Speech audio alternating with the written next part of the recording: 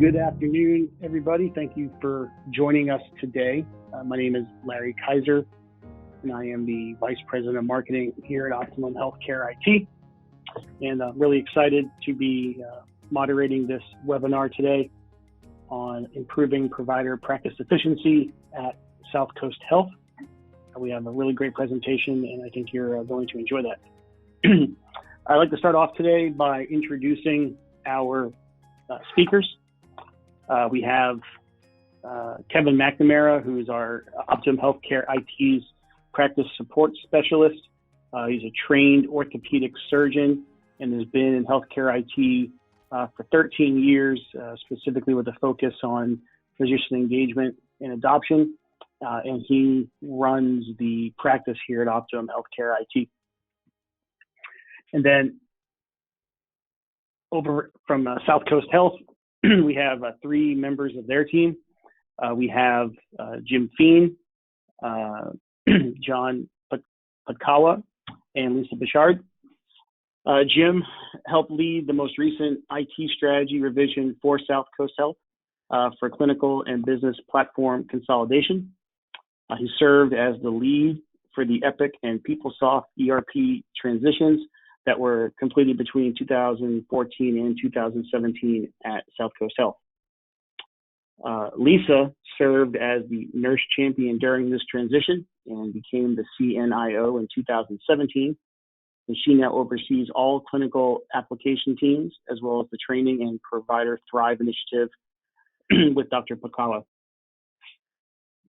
Dr. Patkawa has been a primary care provider at Southcoast for over 11 years and performed in a variety of medical dictatorship roles. John was promoted to CMIO of the health system in 2018, where his initial focus has been on provider engagement and integration of IT governance and clinical governance. So those are our speakers for today. And now I'm going to pass the presentation over to Jim Feen to talk about and introduce Southcoast Health. Thank you, Larry, and good afternoon, everybody. Happy to have you with us today to talk a little bit about our journey in the provider Thrive space and what we've done to help our organization. We are located between Rhode Island and Cape Cod. You can see we're a four-hospital system in southeastern Massachusetts with medical staff of just about 1,300 today. But we represent a senior executive team here that has really supported the digital transformation of our organization over the last several years, as noted by some of the things that Larry mentioned in his opening.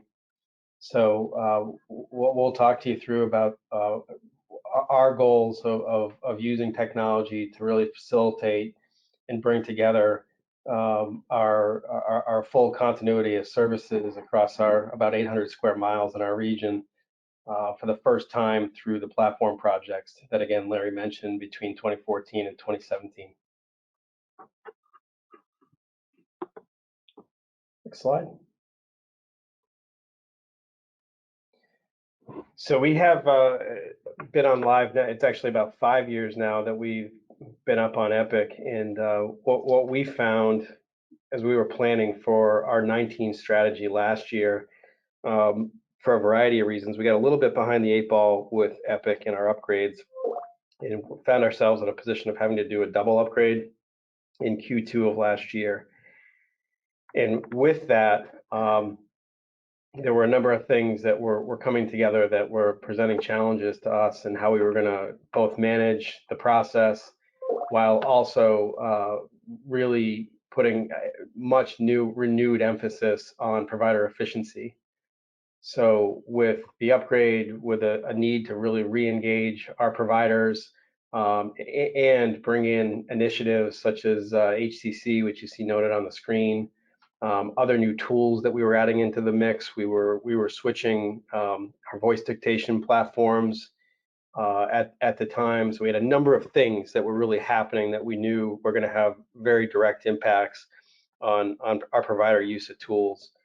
So that unique opportunity was really how do we reinvigorate and market a Thrive program at Southcoast that was about provider use of technology. Slide.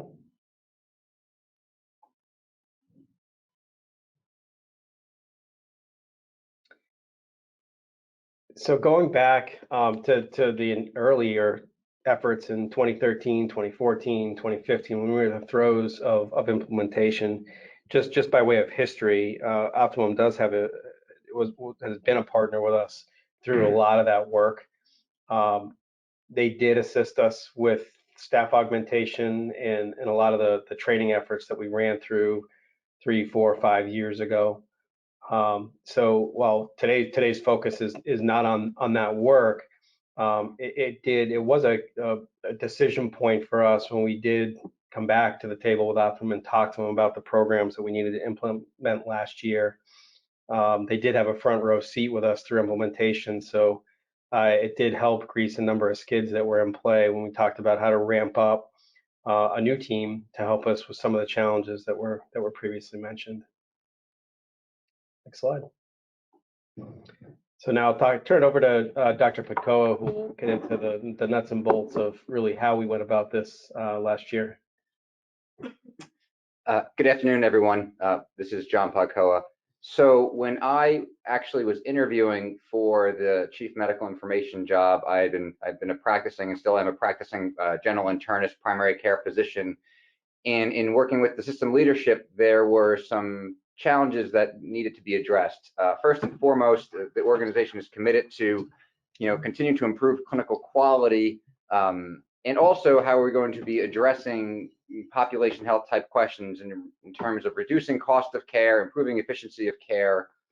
And also, astutely, the CEO and the senior leadership team asked me, they knew that providers were not happy on electronic medical records, whether here at Southcoast or nationwide. And it didn't seem like a day could go by where there wasn't a headline about how much doctors hate their computers and provider burnout and well-being. So my mandate coming in was, what can we do to improve this? And that began the kind of our work to design a program to reach out, re-engage with providers, admit we could be doing things better, in that we collectively could move forward together. And also, what are the benefits could we obtain from work outside of just IT? For example, we really want to reinvigorate clinical staff, improve bi-directional communication, kind of, identify new leaders who wanted to participate.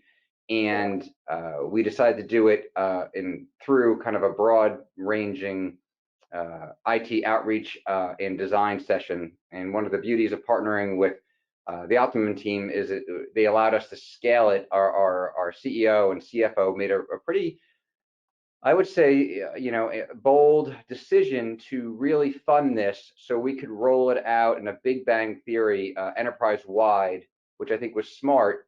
But, like most organizations, our margins were thin. There's not a lot of extra kind of discretionary income to do this. So it was a big decision, but it really transformed our organization. And so what we did was, the first thing we did, it was just start talking about what we're going to do, how we want to improve quality, and just kind of changing the way we talked about technology from a senior leadership perspective, putting a positive on it, saying we need to embrace technology to move forward. We need to, improve care, make care more accessible, lower the cost of it, and make it better. And without technology as our partner, we weren't going to be able to do that.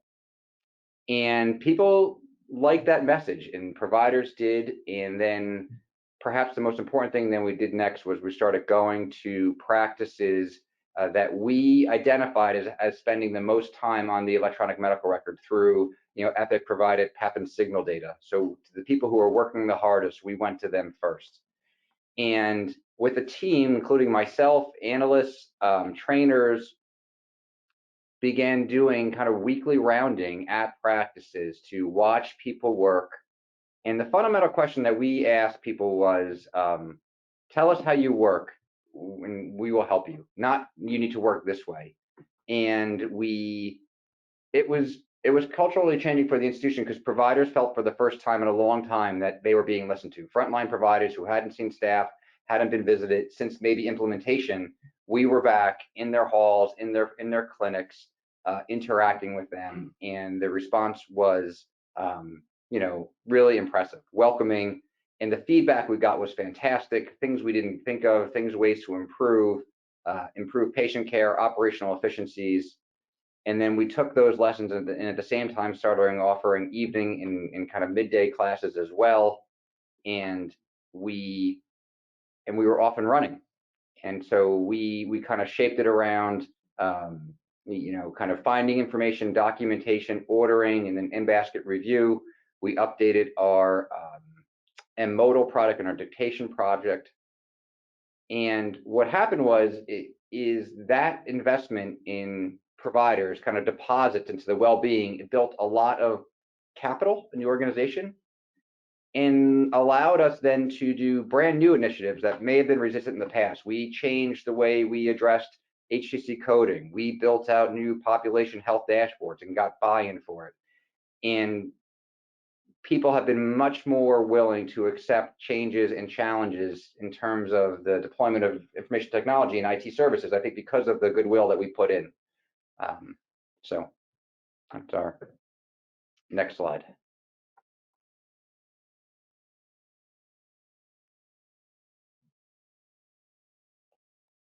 Certainly, a big part of, and this is not news to anyone, but the quadruple aim, we, really want to focus on that. We know, taking good care of your providers transforms into better care of patients, and also what we're all responsible for lowering the cost of care when more patients are perhaps more afraid of the cost of their medical care than their actual diagnosis. We need to do play our part in lowering the cost of care, and also happier providers lead to happier patients, and happier patients are more likely to follow their care plans. And our area of the world, we face a primary care and some specialty shortage. So we are super sensitive to preventing our providers from burning out and or retiring early or leaving clinical medicine. So as much as we can improve their experience, day-to-day operations on the record, we know they will practice longer, they will practice happier, and that's critically important to the patients in our communities in which we serve. This is Jim at a time when the triple aim, of course, was so prevalent in conversations from the board through to our management team. Our senior executive team was becoming more and more in tune with the idea of provider burnout and really what to do as a strategy to combat some of those things that were becoming so public, to the point of a lot of the publishings and things that everyone in this WebEx, I'm sure, has read. It was an effort to really introduce the concept of now the well-known quadruple aim, is why this investment was so important, to all of John's points, and why adding in the physician into the paradigm right now really matters when we're talking about folks that we know are working really long hours and struggling with certain things that can be helped. And although it's not a silver bullet, nor was this effort sold as a silver bullet, we know in the data at this point that those efforts started to pay off as we started to see length of time in the chart reduce, and time in orders reduce, and in-basket efficiency start to increase. And it didn't happen overnight, but those were the metrics that we started to really put out in front of the group as to why we started to see the reciprocation and the response by our doctors around the effort. We also began to see improvement in certain clinical quality metrics. We were using Healthy Planet tools that we were measuring. So for the first time, we were measuring a variety of metrics and watching them improve. And we made dramatic advancements in our ability to risk adjust and document our HCC and DXCG for our Medicaid patients, improving our documentation over the past year. Gentlemen, this is Larry. What kind of dashboards did you come up with for this, or were you using built-in tools, or did you develop new KPIs or dashboards or anything like that? We worked primarily off the kind of the signal data with Epic. We are an Epic shop. So in terms of kind of the PEP and signal data to find it for clinical, for provider experience, provider performance. And we will openly admit that we don't think they're necessarily the best tools. You know, for example, we on the Epic data, there were some physicians, you know, who were, or providers who were doing a lot of work at night at the end of the day, and they may have a lower score. But when the beauty of this is going out and talking to them and going to certain providers, they didn't mind that. They, you know, maybe they want to get out to see their kids' games. Maybe they, you know, just like to decompress at the end of the day, and they like to finish their work in the evening. So their data may look like, you know, for, you know, some people they may not like to do that, but for individualized physicians, they were happy working at night. We didn't want to adjust that. And then for quality indicators, we built out Healthy Planet dashboards in terms of, you know, registries, colon cancer, breast cancer, HEDIS measures, disease-specific, CHF, COPD, primary care-specific metrics. And then for HCC, we built out actually a whole set of our own dashboard metrics and performance metrics that we followed.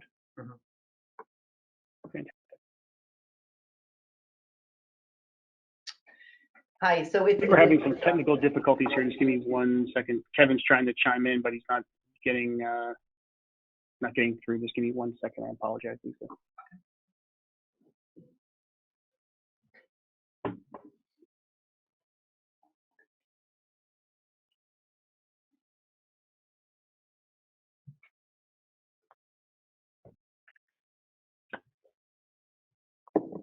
Lisa, I'm going to go ahead and continue, please. I'll try to fix the issue with Kevin's microphone. Okay. Hi, it's Lisa Bichard. We'll move on to the next slide. I think everyone's seeing the successful user. So one of the things we started to look at when we had spent a lot of time on really trying to help the providers. We also had done a lot of our own homegrown kind of surveys. We used SurveyMonkey to really find out, you know, where the providers were coming from.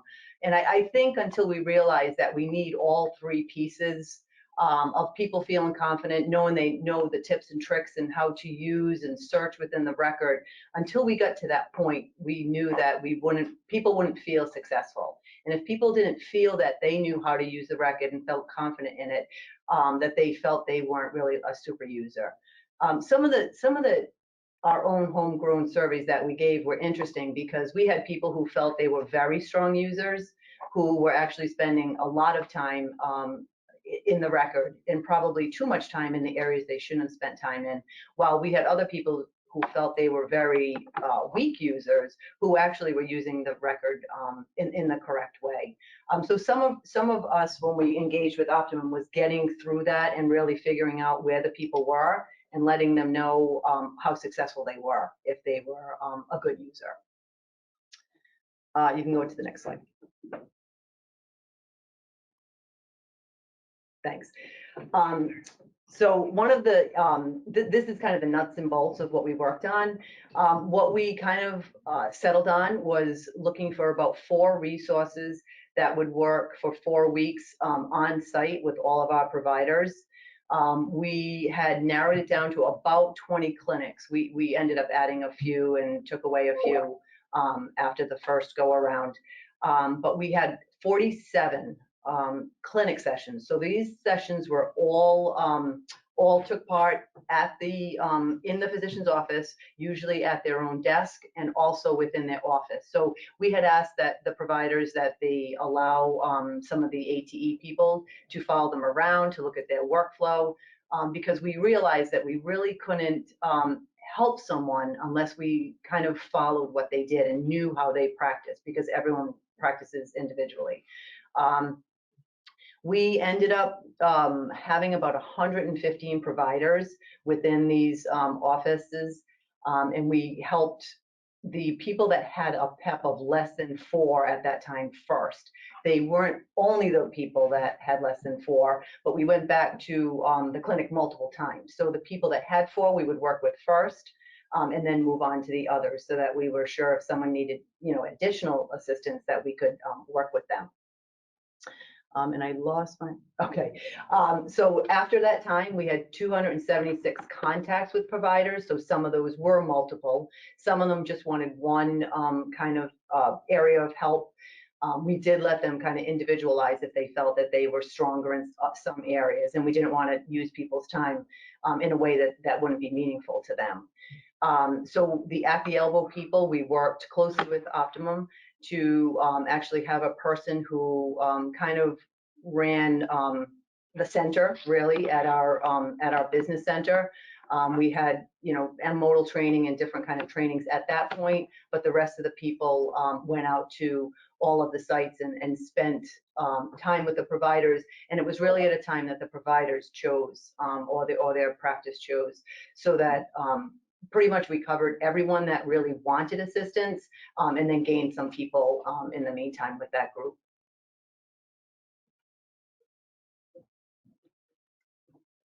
So at the end of 1 year, we made the decision to bring in CLASS and Arch Collaborative to do an assessment of our provider experience on Epic. And this is something, lessons learned, that we may have wanted to do before we began this initiative. It was actually, Jim, the CIO, and our CEO's recommendation to let's do this sooner rather than later after we started, so we can measure our performance. And so we brought in CLASS, we did the survey, and we were stunned actually at our results. We really did not believe, how positive the results would be. But we scored an 88th percentile of our providers who believed, the electronic medical system helped them improve quality of care and their experience on it. And we, there's not a direct correlation because we didn't snap the line before the initiative began, but we think it helped. It certainly didn't hurt, and we're continuing to move forward from there. Their CLASS has been a great partner as well in terms of helping us identify opportunities. And we told the providers that we took their recommendations to fine-tune the program and have redesigned the program and revisit it and continue to hone it to build on our success. As a last comment on that slide, about the partnership, both with provider leadership, administration of our group practice, and of our hospitals, we started to see shifts in the paradigm to how and when the IT leadership team is brought in to help with challenging problems.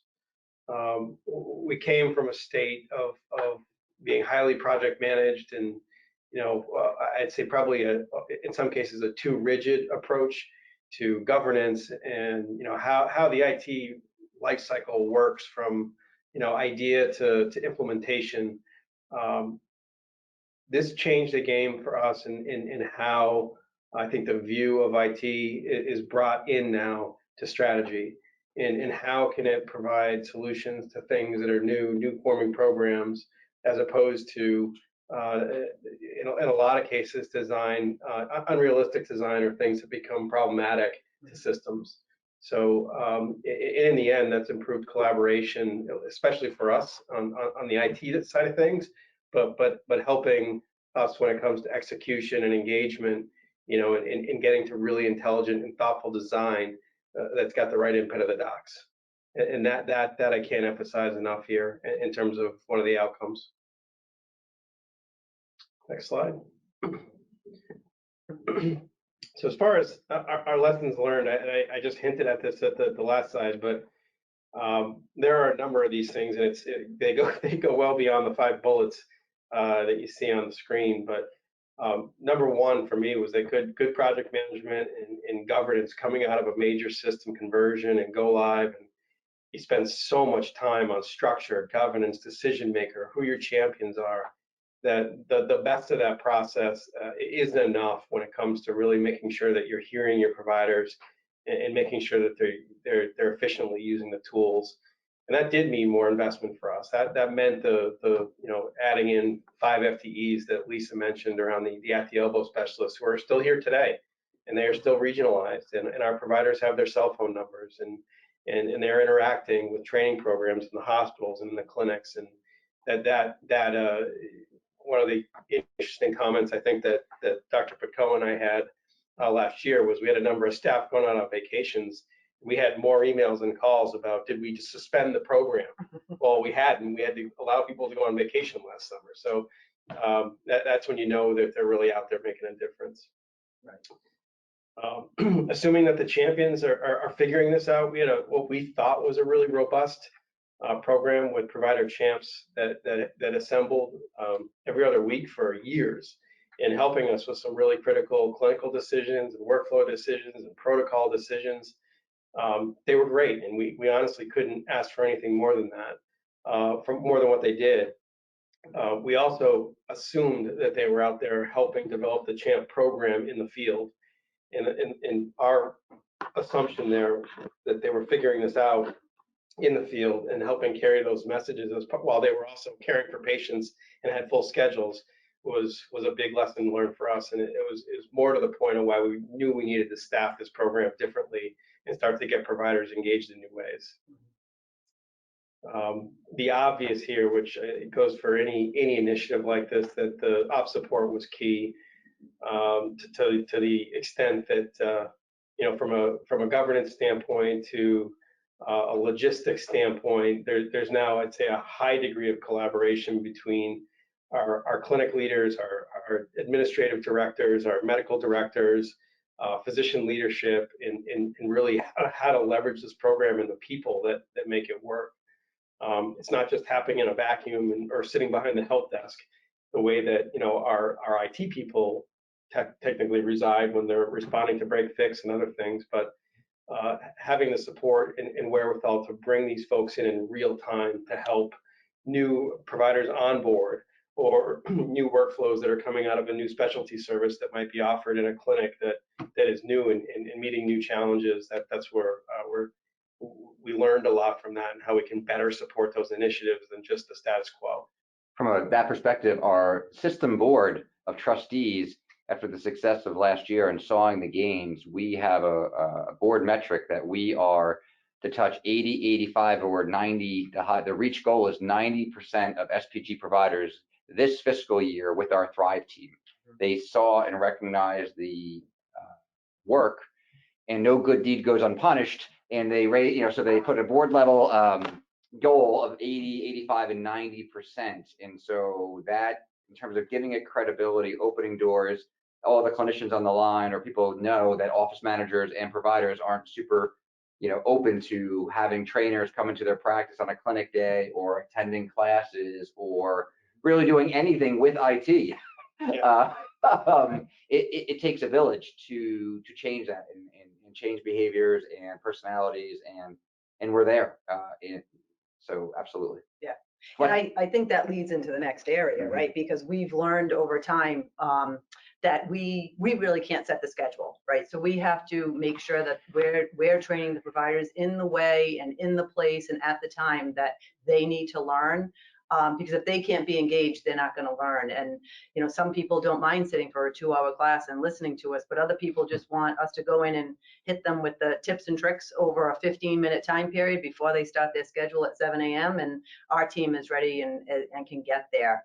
And I think starting with the program that we worked on with Optimum, that kind of was the kickoff for that. Yeah. And the last item, which we've already touched on, is use of data. As much as we did have the tools, in our native EMR system to help drive the hotspots and the high performing, the okay performing, and those that really need help. Second to that was how to couple, and we're still developing this, but how to couple the analytics advancement model, to this program.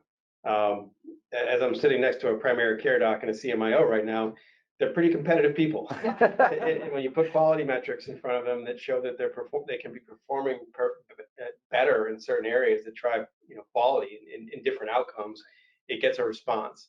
So it was a little bit unintended in this, but as we started to really show some of the advancements in the Healthy Planet registries, to red, yellow, green performance to key quality metrics in our dashboards, that also elicited response and engagement and awareness of some of those analytics tools that are continuing to mature here, but how they can leverage them and how they can use them themselves to really help drive reductions in practice pattern variation, or general practice administrative, workflow standardization that they wouldn't even have thought of.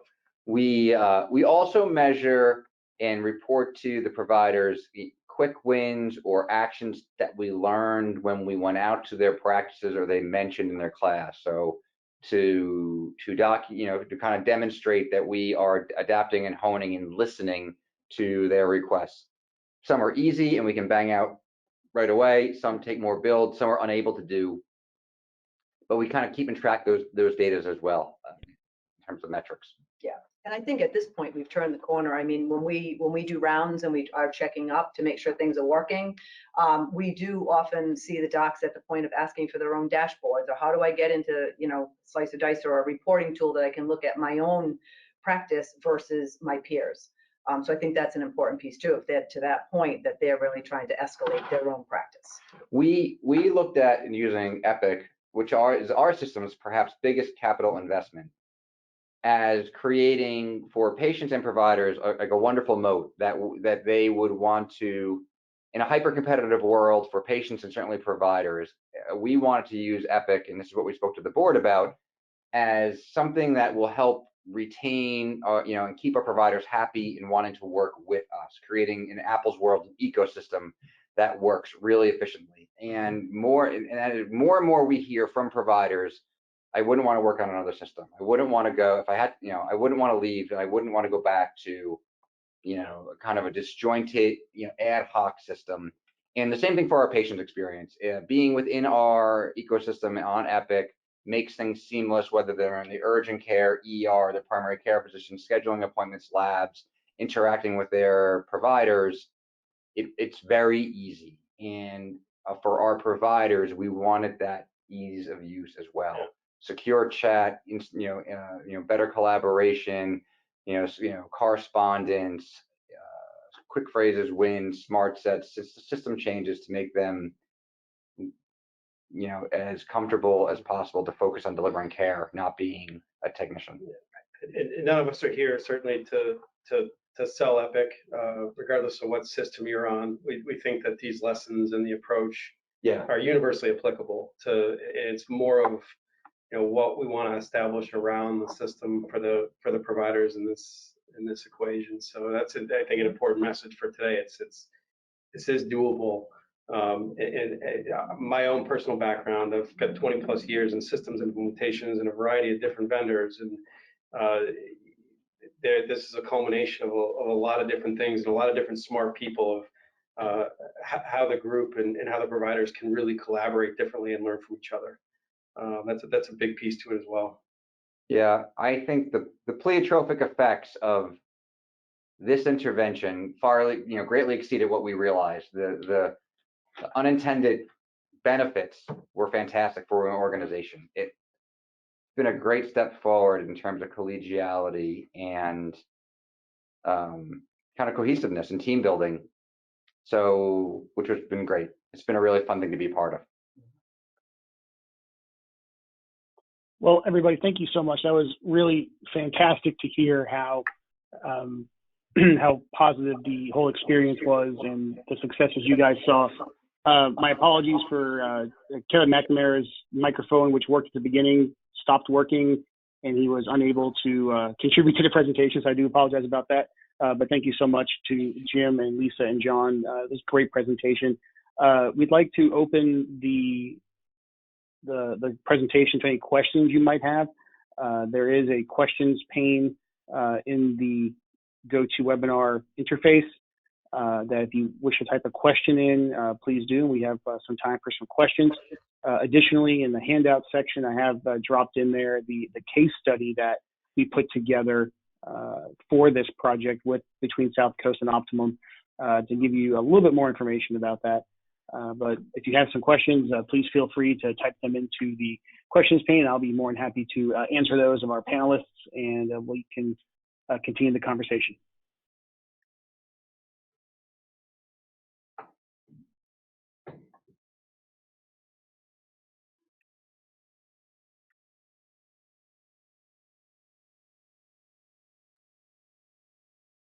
I've also unmuted everybody's phone line. If you wish to ask a question without typing it in, you can do that as well.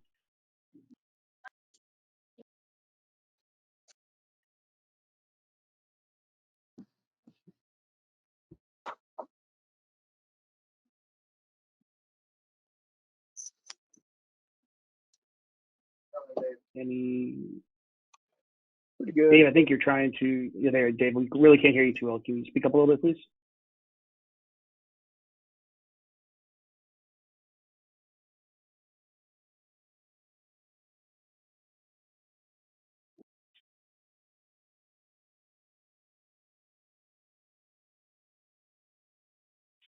Okay, it appears that we don't have any questions.